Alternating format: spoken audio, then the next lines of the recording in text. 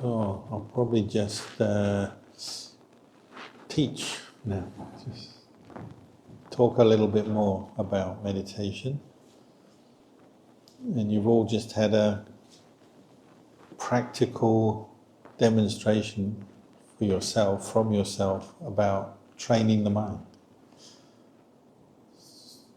You might even say you're now an experienced meditator.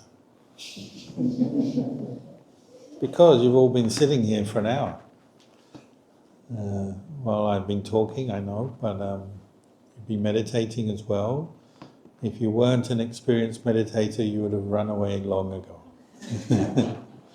That's the truth. So you can give yourself a pat on the back. You've achieved something tonight. The other side of it, though, is that now we know you can sit for an hour. No more excuses. You can meditate, for sure, you can meditate. So there's no excuses. When you go home from here, if I meet you again, I want to be able to ask you, how's your meditation going, your daily meditation? Because this is just the beginning. Maybe for some it's a continuance of what you're doing already, but this is just the beginning. And of course, Buddhism, in every aspect of the Buddhist teachings, it's something that you apply in practice in your daily life. It's not just a belief system or a set of philosophies, beliefs that you might adhere to and tell other people, oh, I'm a Buddhist, and they'll say, what do you believe in? And you say, oh, I believe in karma, or I believe in the Buddha, I believe in... Some people even say, I believe in meditation. What does that mean, believing in meditation? I guess you could say, I believe meditation is a good thing. So that's not much use, is it? You've actually got to do it to know that it's a good thing. Just believing it's a good thing doesn't really help you.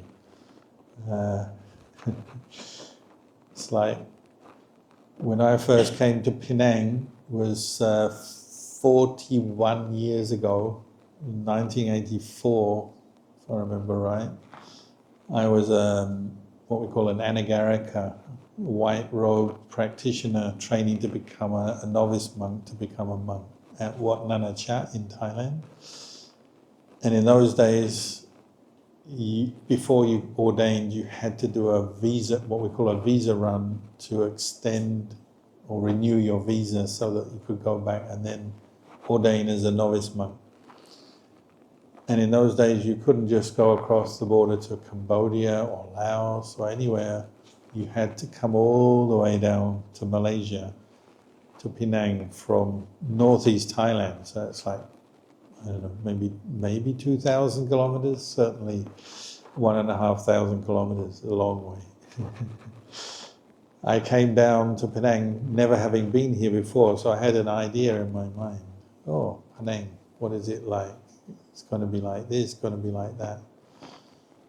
But it was only when I arrived that I actually knew Penang and saw Penang for the first time. It was a bit smaller and quieter than it is now. And I didn't know what to expect. I didn't know there'd be this long bridge from Butterworth across to the island. Didn't know the island would be beautiful with nice forested mountains, nice beaches. So I was pleasantly surprised. But up until the day when I actually arrived here, Penang was just an idea, or you might say just a belief. And really the Buddhist teachings are just a belief until you practice them. Or as Ajahn Chah would say, it's like a fruit. Your friend can describe to you what the fruit is like. There's many fruits in Malaysia, Thailand that I'd never tried before I came here 40 years ago. And, durian. They already told me, they said today, that people in Melbourne said, oh, you've got to eat the durian in Penang, there's nice durian here. Okay, I do know what durian is like now, but originally I didn't know what durian is like. When I first came here 41 years ago, they said, you got to get durian, and you get the durian sweet, the sort of, I call it durian fudge, but yeah, this kind of sweet, gooey durian mixed with sugar and a few things as a sweet. And I had to take it back to my friend who was from Penang, who was also becoming a monk in Watanachat. He said, I want some. Remind me of home. And I said, okay. But you know, he can describe it, how nice it tastes, but you only know when you put it in your mouth. The description is, again, it's just words, it's just a belief. And Buddhism is like this: until you've tried it, you don't know. It seems good, and you look at other people, and it seems to be the right thing, a good thing to do, but you have to actually practice it to really know what the Buddha was pointing to on every level. So the level of Danna, you can't know the happiness of sharing or giving until you've done it. Can't know the happiness of supporting Sangha until you've done it. You can't know the happiness of helping someone who's worse off than you. Maybe they're poorer than you, or sick, or elderly, somebody in need. Even an animal may be in need. You can't know what it feels like until you've done it. You can't know how hard Danna is until you've done it. You know, some Danna is very easy to do. You share a little bit of food. You've got a lot of food, you share a little bit with someone. That's easy. Sometimes some kinds of Danna means sharing something that you don't really want to give away. And you say you have a mental tug of war where you say, I should give something. No. Yes. No. You have a little argument in your mind. That's actually very good for you, to have that argument and, of course, win the argument and give away something that you maybe don't really want to give, or to somebody that you don't want to give to. That's a good thing to do. The Buddha said it's a very practical way to deal with anger towards someone, is actually help them. Give them something, a material gift, or a kind word, or some advice, some information. Do that, and even though it's very hard to do, you'll overcome some of your anger. Maybe all your anger will drop away because you realize, they're just like me. I can give something to them. I can help them, even though I'm annoyed with them, or even if I hate them. If you do it, then you know. So giving is something you have to practice, not just believing that it's a good thing. You have to do it, and then you know what it's like. You have to eat the fruit before you know what it tastes like. Keeping precepts, and I mean committing to keeping precepts, using them to train yourself, to train your intention, to give up the intention, say, to kill. You have to do that. You can't just say, I believe keeping precepts is a good thing. That's not practice yet, is it? Or we do the ceremony or the ritual where you recite the words, Panatipata Veramani Sikkhapadang Samadhiyami. I undertake with a firm intent. Samadhiyami, it's like samadhi. You have a firm intent to refrain, meaning not to kill. For the first precept, Panatipata. Pana is like anapanasati, to refrain from killing living beings that breathe in and out. So, some people say, oh, well, you take some medicine and the bacteria in your stomach die, and you're making some bad karma, are you killing? Well, possibly there's a little bit of intention if you've really built up hatred towards bacteria, but normally it's so small you can't really say that, can you? But a living breathing thing could be a little bug. Yeah, you can say that's a living breathing thing, and that bug lands on you or near you, you might not like it. Some bugs we really hate, cockroach or fly. There may be some intention, kill it, squash it, let's get it out of here, I don't want it. That would be breaking the precept, because you're following that intention to kill. But now you're saying, I'm not going to kill, I'm going to undertake not to kill. You can only know what that's like by making that resolution in your mind and then working with it. And of course, we can all say that now. For 5 minutes, we can probably keep that rule. But what about when you go outside and something lands on you in the night? Some bug lands on your face, squash it. There'll be things that challenge you when you're keeping that rule. There'll be situations can arise. That's the test of your practice. Some people think keeping the precepts is you keep them, in the religious ceremony in the temple or in the place like this, but then when you go out, it's something different. Don't keep the precepts. But if you really want to train yourself to give up certain intentions, negative intentions that would lead to making some kind of negative karma, you have to practice in an ongoing way. And you work with it, you train, and then you know what it's like. Sometimes it's easy, sometimes it's hard, isn't it? When I first went to Thailand and lived in the monastery, I undertook the precepts. I had to watch my hand come up when there's a mosquito. My hand wanted to come up. And you even can kind of bargain with yourself. You say, I'm just brushing it away. But, sometimes when you're annoyed, you brush it away very quickly. It's hard for that mosquito to survive. You're not giving it much chance. So I have to restrain my hand. My hand's coming out. It's like, no, put the hand down. And then you say, what can I do? So you wiggle your nose, or you blow. Sometimes you blow. All kinds of things. But the intention was do not kill, do not harm. Even do not harm. So with insects, just brushing them might harm them. So you're refining your awareness, aren't you? And you're saying, I'm not going to follow that intention. But you can only know that if you practice it. Not killing, not stealing, not cheating on your partner, not telling lies, not drinking, taking drugs. You can only know what it's like if you practice with it. Just like Danna and just like meditation, you have to practice, then you know. So Buddhism is a religion of practice. I started keeping the precepts when I was a teenager. We had a house in the countryside. My father grew vegetables and fruit and had a beautiful garden. He was a gardener in his spare time, and he didn't want the rabbits eating his veggies and his plants, so he bought a little gun to shoot the rabbits, and he said, son, if rabbits come, shoot them. And up until that point, I'd already understood that I didn't like harming creatures.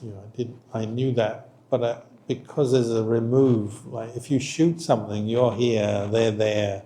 You don't feel the pain, you maybe don't realize what you're doing so much. It's different with a mosquito on your skin or something, but if there's an animal you shoot, it may die there, and you just don't feel much or may not sense the suffering of that animal if it's at a distance from you. So I thought, okay, I'll do that. The gun was there, I was doing something else, but then a little rabbit came one day. I thought, okay, I'll practice my skill. Can I get it? Because rabbits move quite fast. I thought, maybe I can become a skilled marksman with this rifle. So I shot it, and I was actually surprised I hit it first time. I wasn't expecting that. But then I was horrified. The first instance was, I hit it. Aren't I good? Second instant was, what have I done? And I saw this little rabbit. It wasn't even a full-grown rabbit. It was like a teenager rabbit. It was running around injured because I'd shot it. It was hurt. It ran around for a while, bleeding and hurting.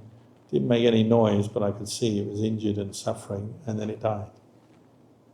And I threw the gun down and I just cursed myself. And that was the first time in my life I cursed myself.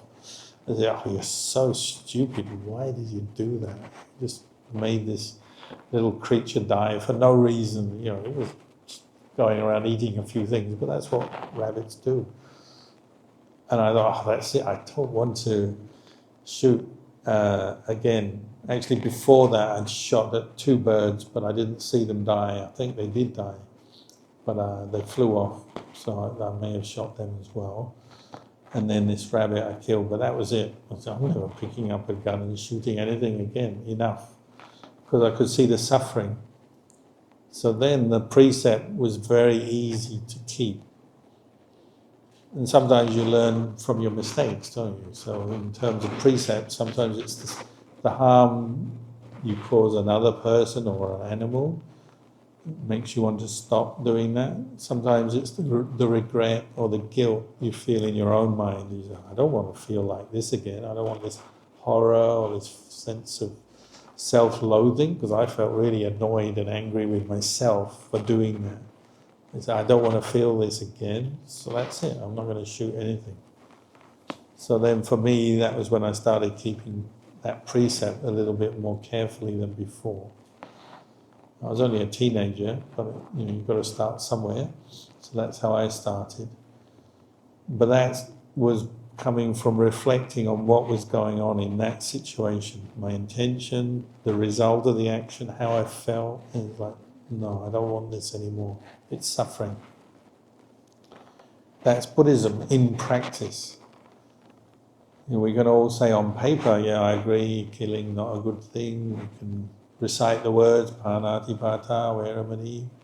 But really, you actually have to test yourself out. Do you kill the little bug that lands on you when your friend takes you fishing or hunting? Do you do that? Or even in a situation where you're very angry with someone, could be your partner or your son or daughter or your work colleague, and you actually want to hit them. It happens, doesn't it? People do hit each other. Sometimes, recently, a couple came to the monastery, had an argument in the car and started hitting each other in the car, husband and wife, almost had an accident. It happens. But once you reflect on it, you realize this is not good. I don't want to hurt anyone, don't want to kill, don't want to hurt. Then you change your behavior. And so it's like Buddhism in practice. It's like you're establishing, a precept as a guideline, a principle of I'm not going to hurt, whatever the situation. And that's the challenge. Can you keep that precept in every situation? Sometimes we fail, but then you re-establish the intention to keep the precept and you carry on. And that's the same for all precepts, 5 precepts, 8 precepts, or if you're a monk, we have 227 rules, and we actually have more rules than that. It's quite natural, sometimes you forget your rules, you forget yourself in a situation and you may break a rule. But the important thing is, do you have that sense of shame and the intention to train yourself to give up unwholesome intentions, unskillful intentions. So you re-establish the intention not to, it could be something simple like, we have a rule, we're not allowed to damage plants intentionally. If you accidentally broke a twig or something, okay, but if you intentionally damage a plant, like go and pull it out or cut it off a live plant, you're breaking a rule. You can't do that as a monk. But maybe one day, some monks, they're in a situation where they just want to get rid of a branch, maybe that's coming into their window or their building where they stay or something, so that out of frustration they just pull it down. The thing is, do you realize your mistake? If you do, then you re-establish your intention to not do that. And this is quite a refined thing, because to break the branch on a tree or a bush, you might say, well, there's nothing wrong with that. People do that all the time. They do gardening and you're not hurting anyone. The tree doesn't cry, nothing happens. But as a monk, you have a very refined sila, so you learn not to dig the earth, not to damage plants. So sometimes you do make a mistake, you have to re-establish your mindfulness and your intention not to break that precept. You can't just do it once though. You can't just say, I'm never going to damage plants again. That's it, finish, and that's the end of it. You don't know. Maybe you'll be in a situation one day where you're tempted to remove something that's in the way. Maybe if you're in England, our monasteries in England, they have this plant called the stinging nettle. I don't know if you know it. I don't think they'll have it in Malaysia, but it stings if you rub your skin on it. It hurts. So you might be tempted to get rid of it all. And you just pull it up in frustration, but you'll be breaking your rule. So maybe in a situation like that, are you tempted to do that? Or if you go to America, our monastery there, they have something called poison oak, which is like this weed. It grows along the ground. The first time I went to visit them, I was wearing thongs, flip-flops, barefoot. And I said, oh, this forest's really nice. They said, watch out for the poison oak. I said, yeah, I'll watch out.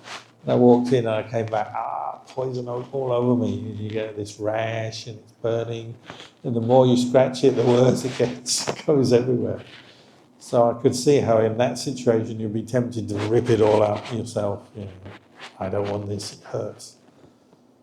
Precepts are like that. There may be, when you think about it, you think, it's not really an evil thing to damage a plant. But for a monk it is. It's breaking your rule. Can you keep that rule?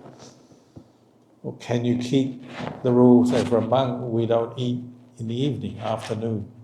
Or even an 8 preceptor. Diana was a nun. You couldn't eat in the evening, could you, when you're a nun? To keep the 8 precepts, you can't eat after midday. And you might think, yeah, I'll just make that intention. I'm not going to eat after midday, but maybe one day you're really hungry. You go, it'd be nice to have a bit of a snack. Maybe you smell food. Some monasteries, you smell the food from the market coming in. If it's in a sort of urban area, maybe you're tempted. Maybe you look around and you think, oh, no one will know, and off you go. So precepts, it's an ongoing practice. It's not something you just once do or you believe it's a good thing, but you actually have to practice being mindful, being aware of your intention on a daily basis. And you're training your mind to give up certain intentions. To support your practice, often it's to do with not harming others or not harming yourself. But you have to keep at it, keep working at it. I once visited Ajahn Buddhadasa's monastery. He was in southern Thailand, not so far from Penang. And he's a very good monk, a great scholar, but a great meditator, and we believe he was an arahant. And he had great psychic powers, even though nobody realized, or many people didn't realize. And one day he had a monk who was getting very weak in his commitment to the monk's training. And you go on alms round, it's quite idyllic. I'd go on alms round in a little boat, a little canoe with another monk, and we'd paddle across the flooded fields because it was the rainy season. We'd go from farm to farm and they'd come out to the boat and give us our meal. We'd open our bowl in the boat and they'd give us our food, and then we'd collect our food and gradually go back to the monastery paddling. But this monk, he went into the market and sometimes they give instant noodles, mama, into the bowl. And of course you can, maybe when he gets back to the monastery, he just quietly puts them somewhere. And he said, well, they were offered to me, I'm allowed to have them, true, but you're only allowed to have them before midday. He was tempted, but if I just keep them and then I can have something in the evening, the doctor said that my tummy rumbles, maybe I need something in my tummy. You have all your kind of reasoning and excuses. When you break precepts, there's always a good reason to break the precept. It's always more convenient to break the precept. So he had his reasons, so he started keeping the noodles in his hut, which is you're breaking another rule. You're not supposed to store food in your hut. And then of course he boiled water out and he started eating them at night. And he had his reasons why it's okay to eat noodles at night, but when he did it, he'd always be looking around, is anyone seeing? So he obviously knew it wasn't a good thing. And you have his little bowl of noodles, very happy. And then one day, a whole group of people came, a few busloads of people came from Bangkok to offer food and requisites to the Sangha, because there's many monks living with Luang Por Buddhadasa. And if you ever go to his temple, he has it's called the stone circle. And all the monks would sit on this stone circle with their bowls, and they would be ready to receive the gifts from the laity and the food, and then have their meal, give a blessing. And when they're passing out the food to the monks, they're going down the line. When it got to that monk who had been sneaking the noodles at night, Ajahn Buddhadasa shouted out to lay people, "Oh, no need to give him any food, he already ate last night." And the monk was like, "How did he know?" And that was it. He's so embarrassed, he left the monastery. Hopefully he started keeping his rules again. I don't know, because I never saw him again. But that maybe you could say that's the benefit of living with a really good teacher, very sharp-minded teacher. But it's also just, that's the way the human mind works. Sometimes you get weak, don't you, because of your desire, and you may break a rule. So to keep precepts is an ongoing training. It's not something you just make one resolution or you say once and that's it. It's something you do every day.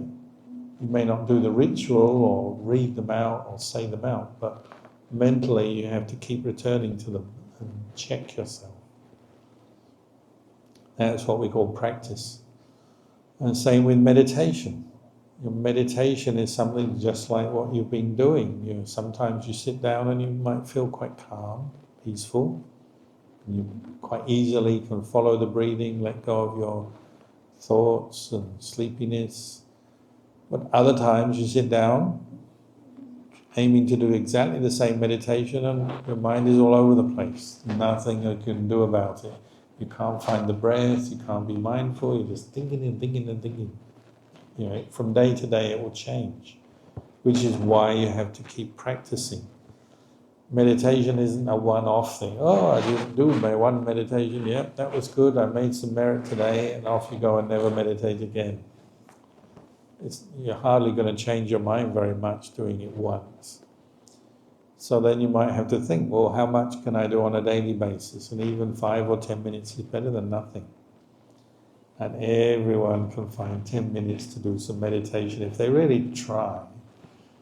Because we spend so many 10 minutes is doing other silly things or meaningless things that don't really matter very much. To devote 10 minutes to training your mind in mindfulness, developing some insight, putting those Buddhist teachings into practice, that'd be such a good thing if you could do it. And you can do it. As I said earlier, you've already been sitting here for an hour, so you definitely can do it. No excuses now, I've got you cornered. Because you can do it, and we've proven that you can do it. You can't deny that. Hopefully that gives you some inspiration. Oh yeah, I should do more meditation. I know I can do it when I try. So meditation, like the precepts, like the Danna, it's something you have to put into practice, you have to try. And then you incorporate it maybe into part of your daily routine. And people do, and they get a lot of benefit from it. It's something that maybe gets easier if you do it regularly. Because of course, sometimes it's hard. And that's another aspect of the practice. It's probably what puts people off, is that you start practicing, there's some challenges and difficulties involved, because your human mind doesn't want to practice. When it's meditation time, you'd rather watch your favourite movie, or listen to your favourite music, or talk to your friend, or go onto the phone, or sleep, or do something. There's always something better to do. Or even on a more refined level, you're meditating, so that's already good. You've made the step, I'm going to meditate. But as you're meditating, your aim is to watch the breath, stay with the feeling of the in and out breath, but then there'll be a thought that comes up that says, I've got to think about this thing, think about me. It's like your thought is a person. It's, think about me. I've got to sort this problem out right here, right now. Forget the breath, not important. Think about this. my work tomorrow, or my relationship, or my health, or my money, or even silly things like, wonder what my stars say would happen tomorrow. Am I going to have a good day or a bad day? Any number of things we can throw up, and those thoughts demand our attention, and they say, I'm so important, you have to forget the breath, forget the monk, forget the Buddha, and just think about me, whatever you are. So there'll be a hierarchy as well. There's the thoughts that are the hardest to let go of. Strong emotions, anger, lust, greed, worry, fear. When they come up into your mind, it's like, I can't do anything about it. It's just like somebody takes over your mind, isn't it? When you get angry, it's like, where did this come from? And suddenly you've got a strong feeling, and a lot of negative thoughts, and you just can't do anything about it. Or when you're really worried, it's like you just create these worries, often out of not very much at all. There may be a 1 in a million possibility that tomorrow you'll wake up ill, or with some terrible illness that you've never had before. You start worrying, what if I get this, what if I get that? And you're very unlikely to get it. But still your mind will suddenly create this big worry that you can't let go of. So there'll always be some very strong emotion, some very important thought will come into your mind just as you're trying to meditate on the breath. And we call them hindrances. It's like it'll block you. You have to work with that. Sometimes you have to try very hard. The Buddha said, if all else fails, just bite your teeth, press your tongue up against the top of your mouth, and just go for it. Just try and suppress that thought. That sounds pretty tough, but that's, like last resort stuff. Maybe, first of all, you try and introduce some wisdom, some understanding as you're dealing with some strong emotion that's come up as you're meditating. You can't stay with the breath, but you're very angry or very worried or very sleepy and tired. Whatever it is, it's come up. What can you do to overcome that difficulty at that moment? And sometimes you have to introduce a whole new way of thinking that you'd forgotten about. So say when you're angry, maybe you're just thinking, this happened and that happened and I'm so annoyed, and your mind is just going on and on. And then finally something in your mind says, hey, what about the metta? Where's the metta gone? Oh, yeah, maybe I should bring some metta into my thinking at this moment, and I'll start to relax a bit, calm down, and maybe the thing I'm angry about is not so bad.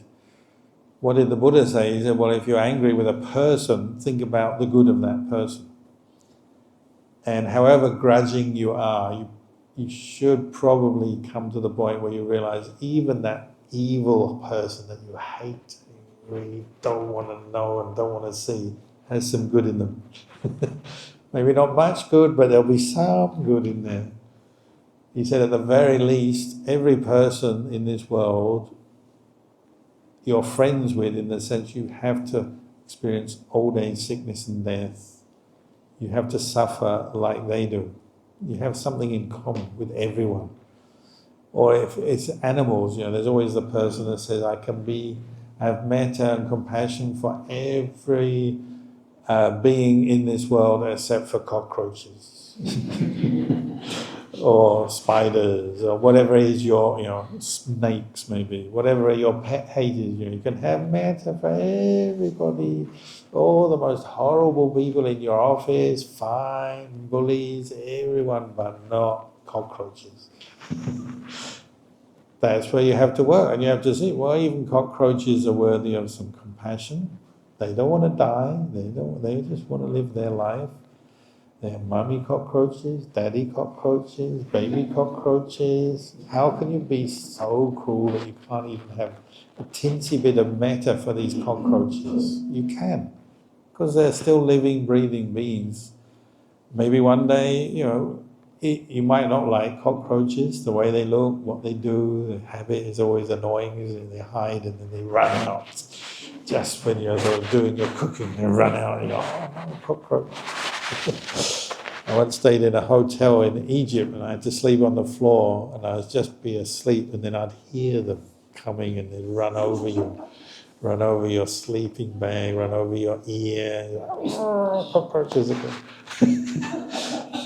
That's life. But even cockroaches want to be happy. We have that in common. They don't want to suffer, they don't want pain, they want to be happy, healthy, they want to be successful cockroaches. We can at least allow them that. So you have to introduce that thinking if it's cockroaches or whoever else it is, the one you hate in your family who's causing all the trouble in the family, the one in the office who's causing all the trouble in the office, your neighbor, or more vague enemies, countries that are causing trouble by having wars and all this. Try and see the good in those people in whatever level will work. See the common humanity, see that they don't want to suffer, you don't want to suffer, they don't want to suffer. You may have your differences, they may be very annoying and very troublesome people, but there'll be some part of them that you can see is the same as you. When you can see that, already your anger will come down. I don't want to be angry with them, they don't want to be angry, they don't want to suffer, I don't want to suffer. If you can get to the point where you see that, then this strong emotion that's filling your mind in your meditation, maybe it will start to reduce. But you have to work at it. It's not like, you just say it once, I don't want to be angry, may they all be well, finish. That's the easy way, but it's not really true either, it's not being honest. You have to work at it. Maybe it'll take a few sessions, many sessions, maybe even years to work with certain people that make you angry. But that's the challenge. You're cleaning up your mind, you're working to develop your mind to something better, improving it. But it will take effort, and that's practice. You can't overcome anger or greed or selfishness or jealousy or worry just by wishing it to go away. You can't make it go away by just making some rule, I will not get angry. That won't work. You say it, but 5 seconds later, you're angry. So you have to work at it. You have to establish mindfulness. You have to think things through, develop some insight or understanding, maybe just to see however much anger you have or worry you have, these are impermanent states of mind. And that's one of the beauties of mindfulness. It helps you see your own mind better, more clearly. You say, whatever negative state of mind arises, it also ceases. So didn't the Buddha say that? Whatever arises or subject to arising must also cease. Nothing arises and stays permanently there. You get angry, okay, but it will pass. If you can catch it at the moment it passes and you're mindful, you say, see, it's gone. You don't have to follow or believe that thought or become that thought. You just know it's impermanent. Greed, anger, delusion, fear, worry, jealousy, these are all impermanent states of mind. And because of that, you can let them go. If they were always there in your mind, they're like a part of you, you wouldn't be able to let them go, would you? You'd be just like there all the time. But they're not. They come and they go. That's Buddhism in practice, seeing that, recognizing that truth, and then practicing accordingly is that they're temporary, I can let them go, therefore I should let them go, and you let them go. Now I have let it go. We even tell each other, don't we? If you're really angry with someone and your friend sees you're suffering, they say, just let it be, let it go. If there's no friend there, maybe you have to say it to yourself. Then you're free of that suffering. Every kind of suffering can be abandoned if we apply the Buddhist teaching, but you have to apply them. It can't be done just by believing, or more likely we pray, don't we? We ask the Buddha to sort out our anger for us. So people pray, catch the brain, Buddha, please get rid of that guy from the office. Or, Buddha, please get all the cockroaches out of the kitchen so I can have a nice peaceful time.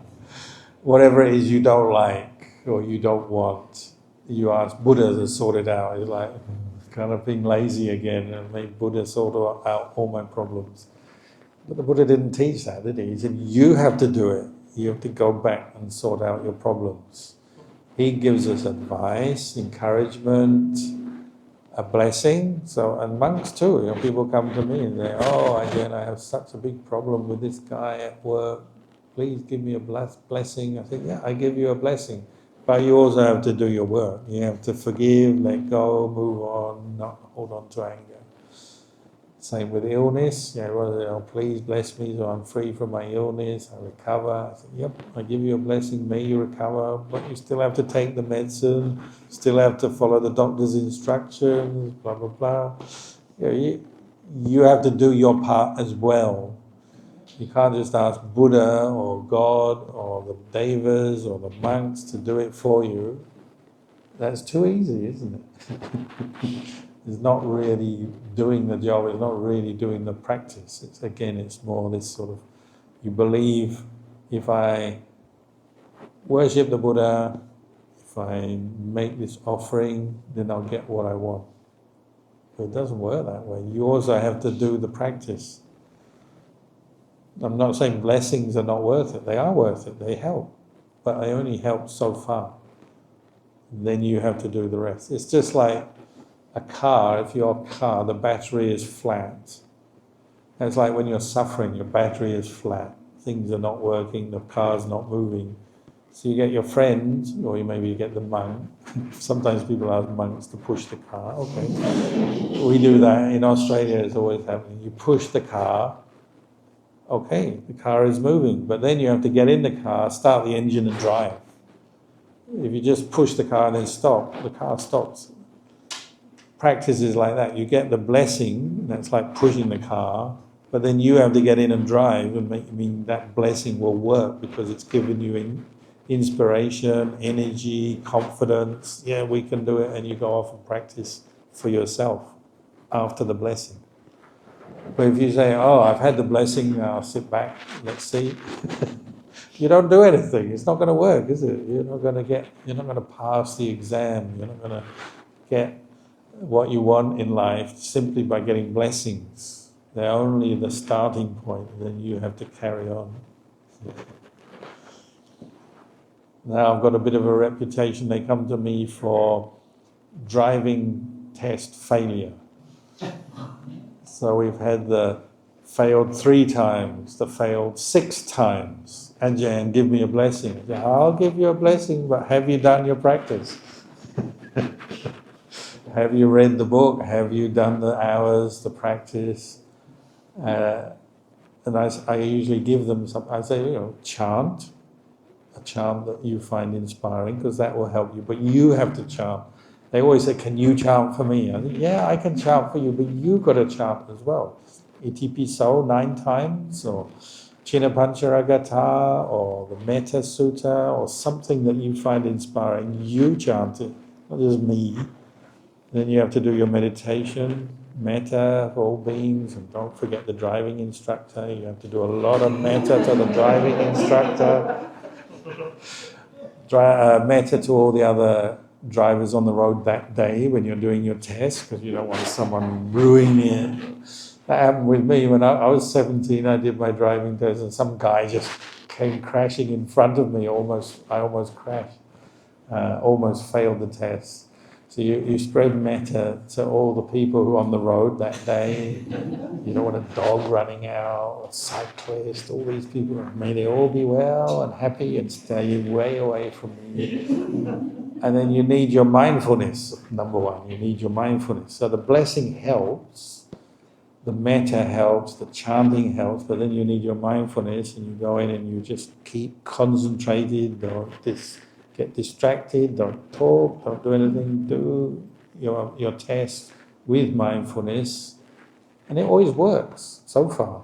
100% success rate. Failed 3 times, 6 times, doesn't matter. They always pass when they follow the Buddhist teachings. But when they just want a blessing and they don't do anything else, no, it doesn't work.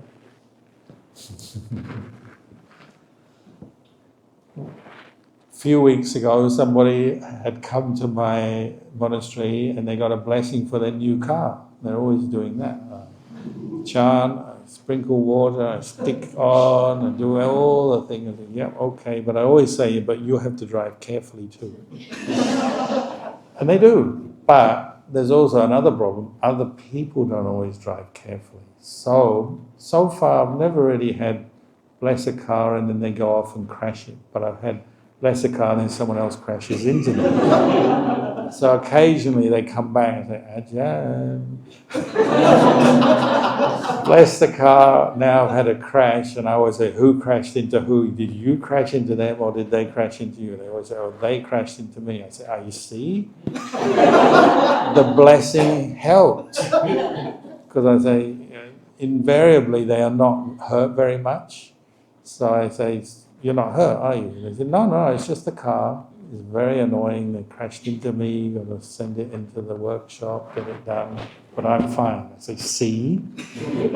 If you hadn't had the blessing, you'd be hurt too. So they have this concept. You have a blessing and it makes the heavy karma into lightweight karma. Heavy becomes light. Or extreme becomes less extreme. Worse becomes better. So there's that aspect as well. Sometimes the blessing does help, but it's not going to remove all your problems, but it may help your problems, help you get through the problem better, or it may help a big problem become a little problem. That may happen. But Buddhism is like this, you've got to practice, you've got to do it, you've got to do the Danna to know what it's like giving and letting go and helping others. You've got to keep the precepts to know what it's like being restrained in a number of different situations when you're tempted or challenged. And you've got to practice the meditation maybe when sometimes you don't want to. Ajahn Chah always said, they'd ask him, what attitude do I need when I meditate? He said, you feel like doing it, you do it. You don't feel like doing it, you still do it. You can't win. If you really want to train and practice what the Buddha taught, you have to develop that attitude. You're going to do good whether you feel like it or not. And it doesn't mean someone else is telling you either. You have to develop that energy, that inspiration yourself, that commitment to the path. I'm going to do good whatever. The stronger you are in that way, the more determined you are in that way, the further you'll go in the Buddha's path. The better your life will be, the happier your mind will be. So maybe tonight I'll just say this much for the talk. Time is getting on, but if you want to ask any more questions, you can. I'm still here, but I'll leave the talk there.